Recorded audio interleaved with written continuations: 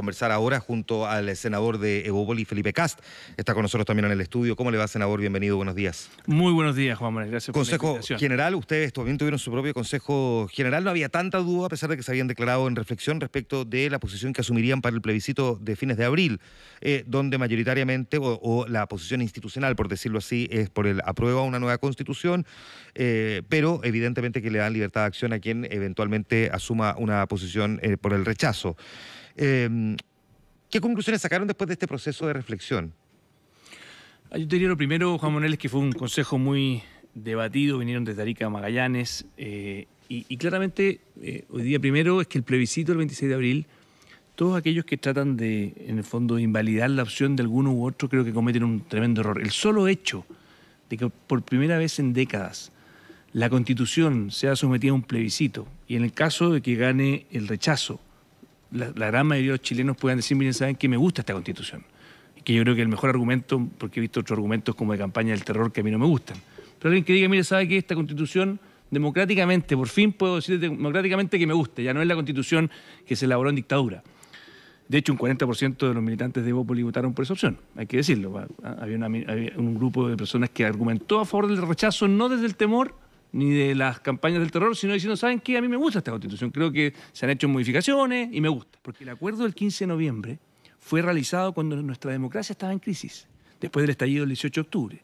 Por lo tanto, el mundo político fue capaz de ponerse de acuerdo para que tengamos un debate generacional a favor de una nueva Constitución y con garantías para todos los sectores. Eso significa un plebiscito de entrada, 2/3 para que nadie le ponga la pata encima al otro con sus ideas, para que esta no sea una Constitución ni de izquierda ni de derecha, sino de todos los chilenos, y además con un seguro de salida. Si es que finalmente el mundo político no se pone de acuerdo en ese año y terminan, por ejemplo, construyendo una Constitución nueva que en el fondo es no te gusta, mala, tú puedes rechazarla a la salida. Por lo tanto, creemos que el proceso constituyente también tiene garantías para todos los sectores. Y esa fue la opción mayoritaria en Evópoli, y yo me alegro que finalmente tengamos esa propuesta de futuro, donde nosotros como Evópoli vamos a ir a proponer una Constitución liberal, una Constitución mínima. ¿Qué es lo que es una Constitución liberal? A ver, definamos bien qué es lo que para ustedes sería una Constitución liberal mínima. Una Constitución liberal es aquella que en el fondo, en lugar de entrarle con una propuesta maximalista, que fue lo que trató de hacer en su minuto varias personas de izquierda en distintas partes del mundo, y el caso más extremo es el de Venezuela, tú le entras con una goma de borrar a esta Constitución. Entonces tú lo haces más pequeña para que sea la democracia la que funcione. ¿Por qué? Porque hay un principio democrático básico, que si yo hago una Constitución maximalista, le estoy imponiendo a las futuras generaciones mis convicciones actuales. Lo que pasa es que en lugar de, en el fondo, dejar que sea la democracia la que vaya resolviendo los temas sociales, los temas políticos, hacia adelante. Eso es una Constitución liberal. El temor que tienen muchos respecto de esa Constitución minimalista es que lo que no quede puesto en la Constitución va a ser objeto de discusión en el Parlamento y por lo tanto no va a tener ese quórum de 2/3, sino que eventualmente podría ser el 50% más 1.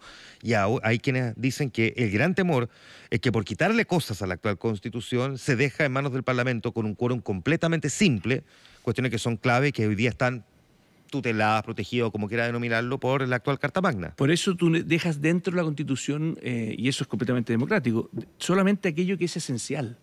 El derecho a la vida, el derecho a la libertad de expresión. Para nosotros, que creemos obviamente que tenemos que tener una Constitución que limite los poderes de los políticos, el Banco Central Autónomo. Obviamente tenemos que generar un ordenamiento que genere reglas de juego con contrapeso. Entonces, eso es una Constitución mínima. Y dejas para el Parlamento, obviamente hay gente que no le gusta, le encantaría hay gente que no cree mucho en la democracia, dejas para el Parlamento o para las leyes las cosas que no son esenciales. Hay algunos que me dicen, no, es que Felipe, mira, ¿qué pasa si no se ponen de acuerdo en nada y queda una hoja en blanco? Yo les digo, mire, pero si primero se ocurre eso, probablemente va a perder en el plebiscito de salida. Pero además, los incentivos están dados para que sí nos pongamos de acuerdo. Porque si yo soy da lo mismo, izquierda, derecha, yo puedo decirle al frente, mire, ¿sabe que para mí son importantes estas 5 cosas? Y el de la izquierda me va a decir al revés, para mí son importantes estas 5 cosas. Entonces, para que empecemos a aprobarle yo las cosas de ellos, como necesitan los 2/3, vamos a tener que ponernos de acuerdo. Y eso es lo positivo que tenemos que fomentar en este proceso constituyente. Senador, ¿qué pone en riesgo?